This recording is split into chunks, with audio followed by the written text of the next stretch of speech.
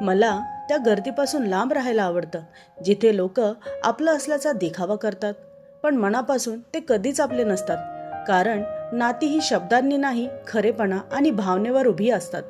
गर्दीत खूप लोक भेटतात, पण ज्यांना आपण आपलं म्हणू शकतो ते फारच थोडे असतात.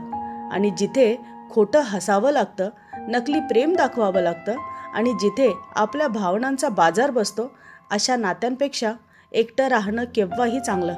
आणि हो, मला खरंच एकटं राहायला आवडतं.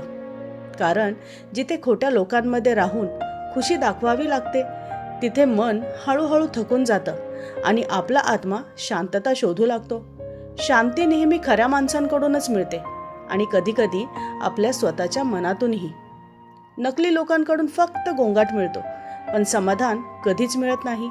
म्हणून लक्षात ठेवा मंडळी, एकटं राहणं म्हणजे कमजोरी नाही, तर स्वतःची किंमत ओळखणं आहे.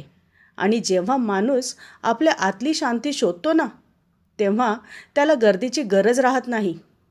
कारण त्या क्षणी भगवंतच त्याच्यासोबत असतात. श्री गुरुदेव दत्त. श्री स्वामी समर्थ महाराज की जय.